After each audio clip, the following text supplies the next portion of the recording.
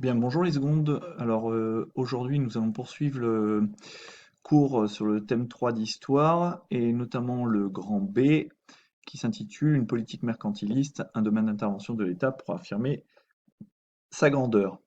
Donc vous aviez un travail à faire sur Colbert et sa politique mercantiliste que j'ai corrigé et dont j'ai réalisé une vidéo que je vous invite à voir. Et donc nous allons réfléchir dans ce grand B à la problématique suivante: comment Colbert renforce-t-il la puissance économique de la France? Euh, la puissance économique française, ça revient au même.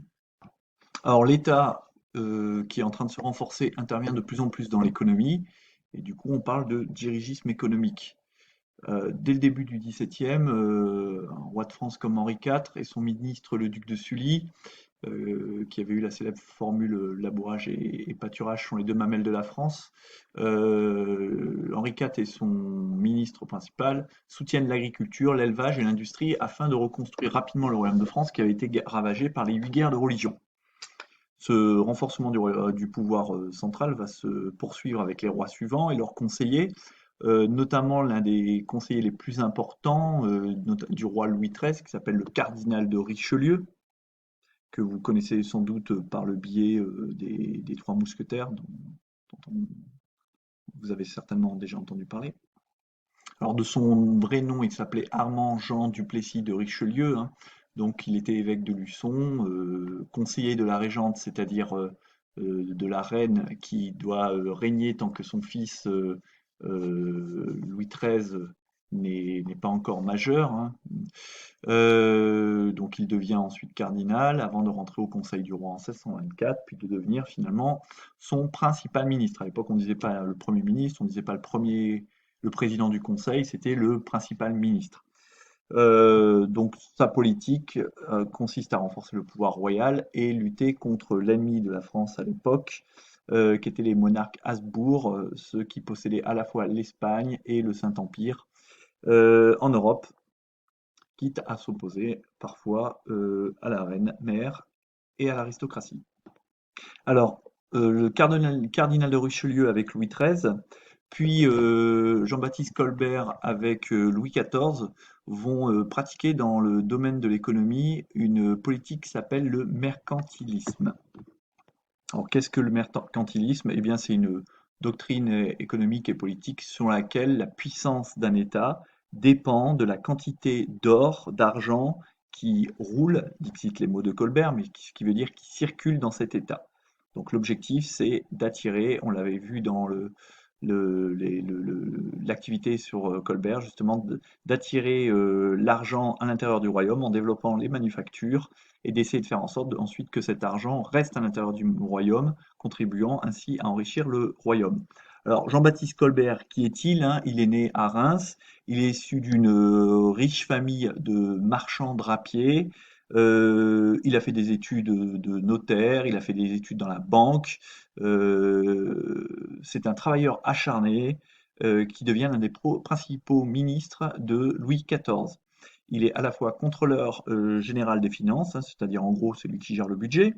Il est secrétaire d'État à la Maison du Roi et secrétaire d'État à la Marine. La Marine, que Colbert, on l'avait vu dans l'activité sur Colbert, va largement contribuer à développer, puisqu'il va développer notamment et faciliter la création des compagnies maritimes qui s'intitule la compagnie maritime du Levant qui va vers les Indes orientales et la compagnie maritime pardon, du Ponant qui va vers les Indes occidentales, c'est-à-dire le nouveau continent américain.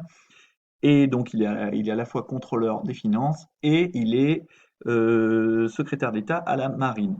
Donc finalement, on voit que par ses fonctions, il fait office de principal ministre, il contrôle toute la vie économique, puisqu'il a les finances commerciales du royaume, puisque c'est lui qui s'occupe notamment donc de la marine et par là même de la gestion des compagnies maritimes. Donc c'est un ministre extrêmement important qui va contribuer par son travail à renforcer le pouvoir du roi. Alors comme je vous l'ai mis dans le cours, hein, dans ce paragraphe ici, vous pouvez voir que cette doctrine économique, le mercantilisme, prône l'intervention de l'État dans l'économie en favorisant surtout l'industrie et le commerce et en augmentant les droits de douane. Alors pourquoi augmenter les droits de douane? Eh bien parce que ça protège le marché intérieur de la France de la concurrence étrangère. Donc Du coup, ça limite les importations de l'étranger et ça favorise aussi les exportations des produits manufacturés afin d'accumuler, ce que je vous disais, les richesses, notamment en or et en argent. Pour pouvoir favoriser l'exportation des produits manufacturés, c'est-à-dire des produits fabriqués à la main, hein, le textile, la céramique, des meubles, eh bien, il faut des ouvriers de qualité, il faut, le roi, on l'a vu, n'hésite pas à débaucher des entrepreneurs étrangers à l'aide de privilèges, que ce soit un monopole économique de sa production, à l'aide d'espèces sonnantes et trébuchantes aussi. Il n'hésite pas à lui donner de grandes pensions, c'est-à-dire de grands salaires en quelque sorte. Et donc l'État va essayer de développer, de favoriser l'industrie du luxe en créant ce qu'on appelle des manufactures royales, comme les plus célèbres qui sont les Gobelins et Saint-Gobain. Alors qu'est-ce que c'est une manufacture? Je vous l'ai dit, hein, c'est un lieu de fabrication dans lequel des produits sont fabriqués à la main par des ouvriers. Alors ici, par exemple, sur ce document, eh bien, vous avez la visite que fait Louis XIV de la manufacture royale des Gobelins, hein, qui est une manufacture extrêmement renommée, hein, qui est toujours renommée de nos jours.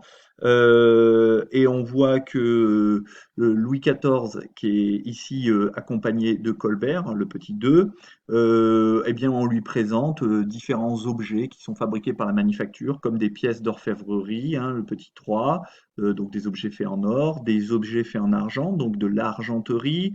Vous avez également des tapisseries que vous pouvez deviner ici, qui sont roulées. Vous avez du mobilier en bois. Vous avez ici un tableau qui célèbre une victoire de Louis XIV qui est représenté sur un cheval blanc dans une position chevaleresque, en quelque sorte, de chef de guerre.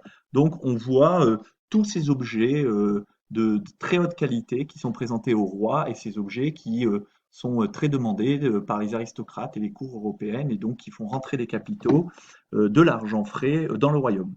Donc comme je vous disais, hein, Louis XIV fait tout pour attirer les entrepreneurs et des ouvriers qualifiés étrangers, donc en leur octroyant des privilèges notamment en espèces sonnantes et trébuchantes, ou bien la possibilité toujours de pratiquer leur religion s'ils sont protestants, ou bien je vous dis la possibilité d'être les seuls dans un rayon de plusieurs dizaines, voire centaines de kilomètres à pouvoir pratiquer leur activité et donc d'être en situation de monopole.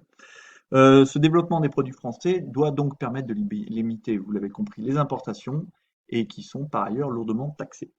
Par ailleurs, le roi Louis XIV encourage le développement du commerce maritime, donc des compagnies de commerce qui sont des associations de négociants recevant du roi le droit de coloniser une région et le monopole des échanges avec celle-ci. C'est-à-dire qu'il n'y a que la compagnie de commerce qui va pouvoir faire des échanges avec la région qui a été colonisée. C'est-à-dire que les compagnies étrangères ou des compagnies concurrentes ne peuvent pas.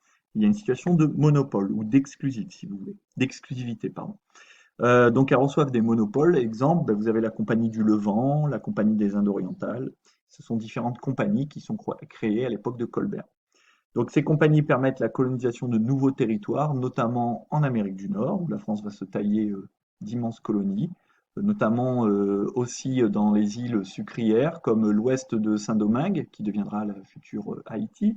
Vous avez également ben, la Louisiane, avec par exemple sa capitale aujourd'hui, alors qui n'est pas Bâton Rouge, puisque c'est la capitale officielle de l'État de Louisiane aux États-Unis, mais en tout cas la ville la plus célèbre de Louisiane s'appelle, j'espère que vous le savez, la Nouvelle-Orléans, et on voit bien que cette ville tire son nom de la colonisation française. Alors sur cette carte ici, hein, issue du Belin seconde, vous pouvez voir par des codes couleurs les quatre principales compagnies qui ont été créées par Colbert. Donc en vert, vous avez la Compagnie des Indes orientales, donc qui part de l'Orient pour aller vers les comptoirs de Mahé ou Pondichéry et donc commercer avec l'Inde et notamment rapporter des épices, par exemple. La Compagnie des Indes occidentales, on se tourne vers ben, ce qu'on appelle les Indes occidentales, donc les Indes que croyait avoir découvert Christophe Colomb. Donc là, vous avez ben, notamment les îles sucrières de la Guadeloupe, de la Martinique, Saint-Domingue avec Haïti, et le passage aussi par les colonies du Québec, et puis le retour toujours vers le port de Lorient, en Bretagne. Vous avez la Compagnie du Sénégal, alors elle, qui va ben, notamment pratiquer la traite négrière, hein, on voit bien, ils vont à Gorée, Gorée qui était le principal port de départ des esclaves pour les îles sucrières et l'Amérique. Et enfin, vous avez la Compagnie du Levant. Alors, ce qu'on appelle le Levant, c'est la région qui correspond grosso modo à Israël, la Palestine, la Syrie, le Liban, la Turquie. Donc là, par contre, elle part du port de Nantes.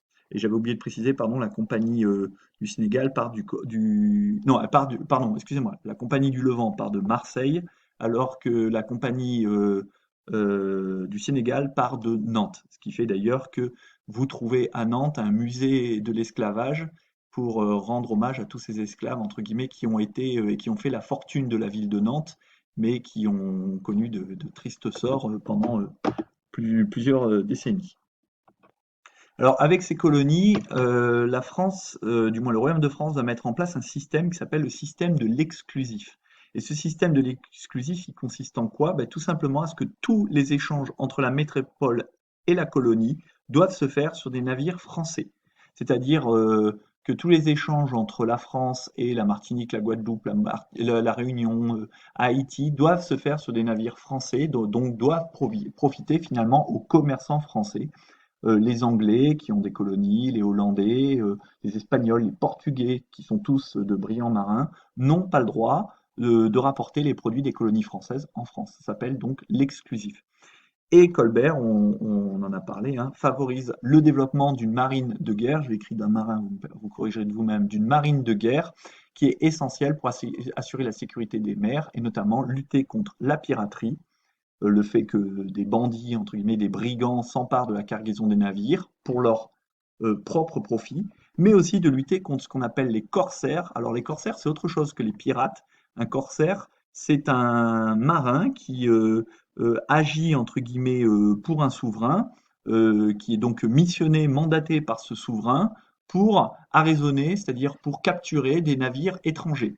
Donc il y a une différence entre un pirate qui agit pour lui-même et un corsaire qui agit au nom, entre guillemets, d'un souverain. Et qui le fait, donc il y a des corsaires français, des corsaires anglais, et chacun agit, va arraisonner les navires des concurrents de son souverain. Cette mise en place de la politique mercantiliste, cette politique qui est donc une politique d'intervention de l'État dans l'économie, a donc été largement l'œuvre de Colbert, qui a été donc son maître d'œuvre, et qui donc cette politique est au cœur de la puissance du roi et de la grandeur de l'État français qui ne cesse de se renforcer.